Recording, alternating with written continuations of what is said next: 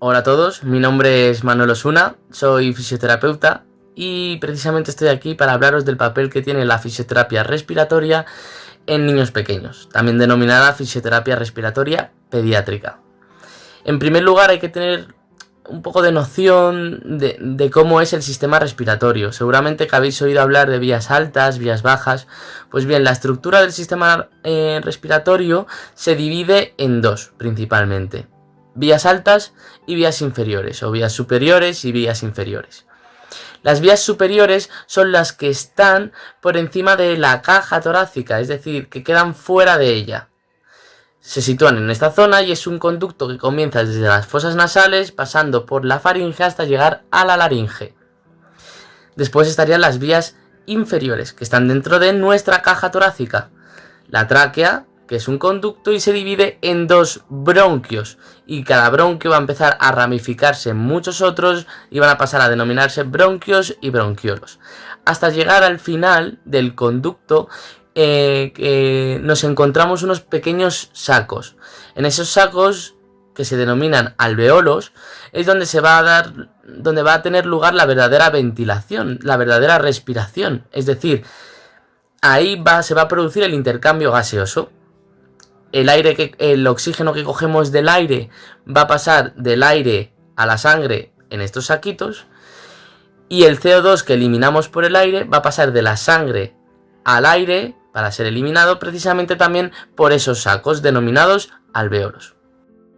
Bien, esto es un poco la estructura general del sistema respiratorio, pero ¿qué hay dentro del conducto o de los conductos que forman el sistema respiratorio? Pues lo que más nos interesa es que dentro de esos conductos va a haber moco. El moco no va a ser estático, va a estar en movimiento, va a estar en continua renovación. ¿Cómo es el transporte de ese moco? Pues el transporte de ese moco se va a dar gracias a unas células que se denominan células ciliares.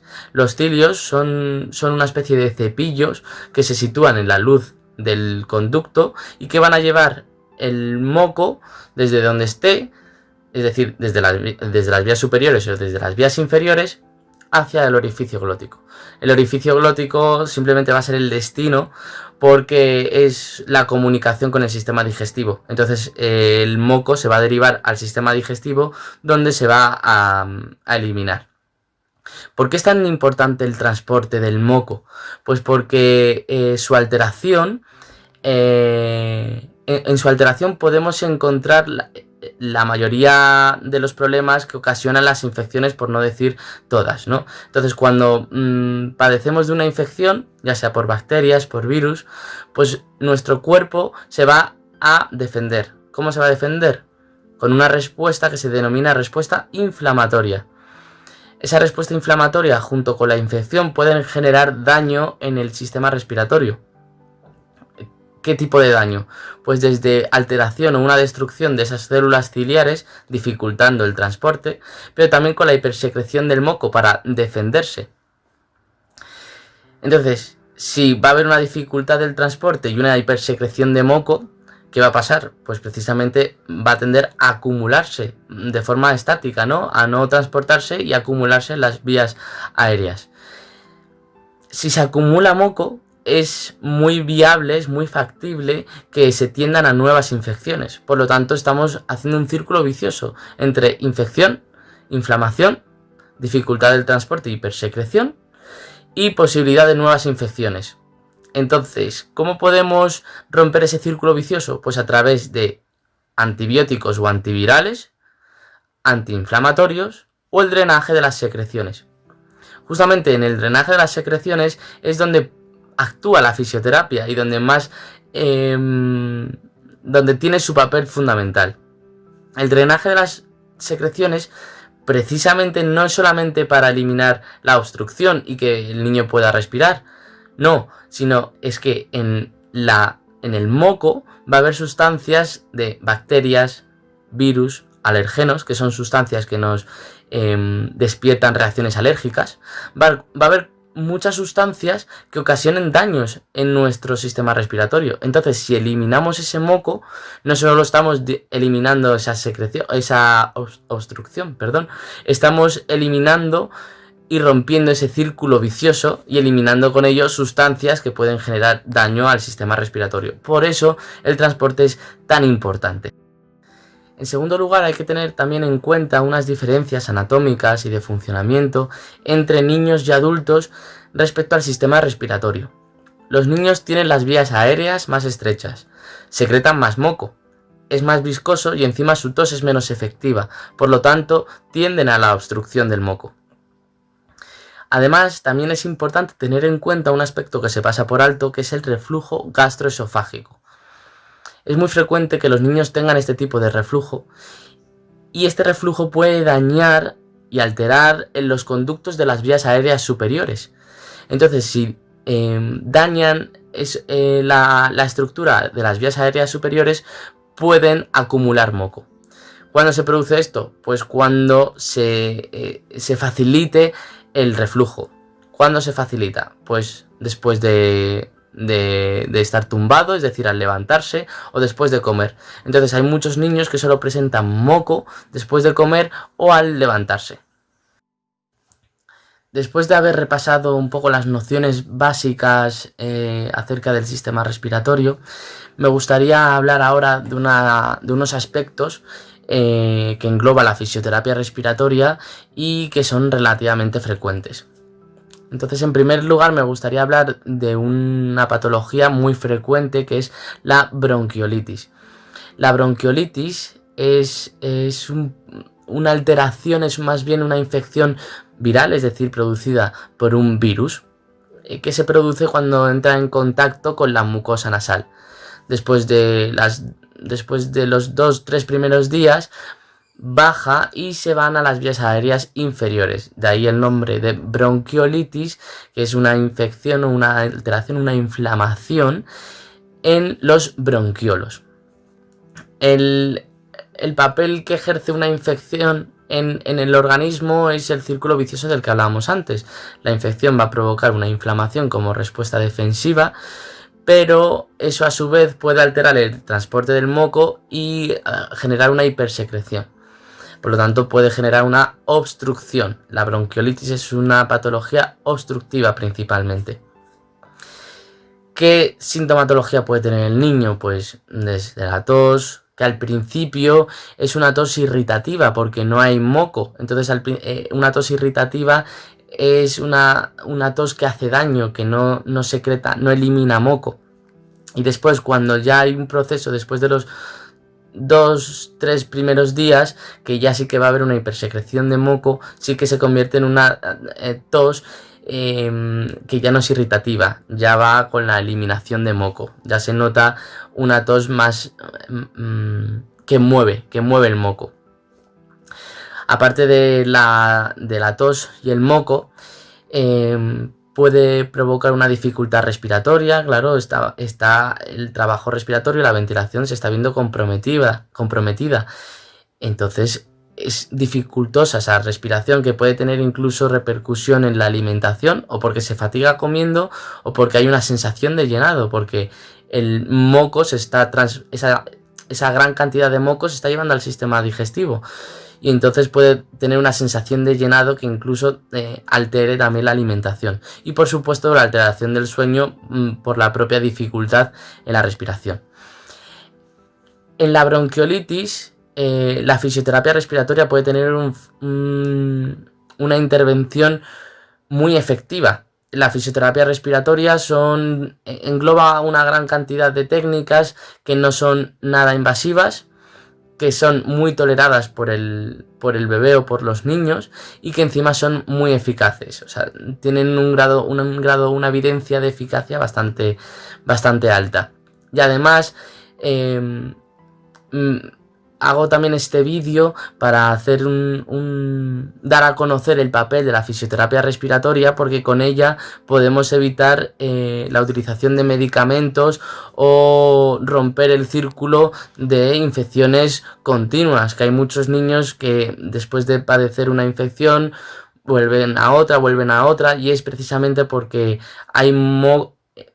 siguen teniendo moco que sirve de cultivo para posibles infecciones.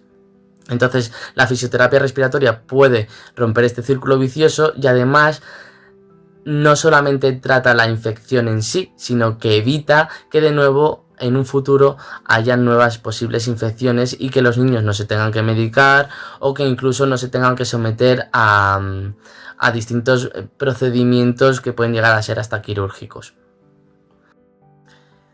También me gustaría comentar una técnica de la fisioterapia respiratoria que es utilizada mucho por papás, y tenemos el lavado nasal. En primer lugar, tenemos que diferenciar las cavidades que hay en las fosas nasales. Habíamos dicho que las vías superiores tenían fosas nasales, faringe y laringe. Pues dentro de las fosas nasales tenemos dos cavidades, una que es más anterior y otra que es más posterior. Para la anterior, las técnicas que se utilizan son el lavado nasal y el sonado de la nariz. Al principio, lógicamente, como los niños no pueden colaborar, el lavado nasal tiene que ser realizado por una persona adulta, normalmente suelen ser los papás. Y hay un error muy frecuente que se realiza en el lavado nasal, que es utilizar jeringas o monodosis que introducen el suero fisiológico a presión. Si introducimos el suero fisiológico a presión, va a generar inflamación en toda la mucosa y va a generar más moco. Entonces, si intentamos hacer un lavado nasal con aumentos de presión, el efecto va a ser contraproducente. Así que lo ideal es utilizar unas peras que se ajustan bien al orificio nasal y que se van apretando y hace que el flujo no sea presión, sino que van cayendo como gotita a gotita. Es decir, el flujo es muchísimo menor y entonces no genera irritación. La clave para parar el lavado nasal es cuando ya al introducirlo por el orificio superior, en el orificio inferior ya sale prácticamente todo el suero fisiológico que vamos introduciendo.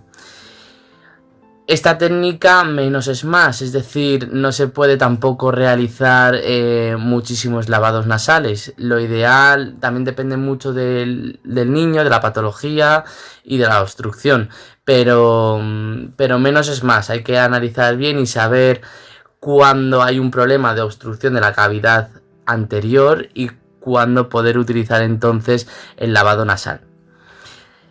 Es importante también que cuando ya empiezan a ser colaboradores, hay unas jarras de lota que se utilizan para el lavado nasal y tienen se utiliza con los mismos principios, porque es una jarra que al verterla sale a poco flujo, que es lo que nos interesa, que no salga a presión para dañar toda la zona más anterior de la cavidad nasal y que genere más moco.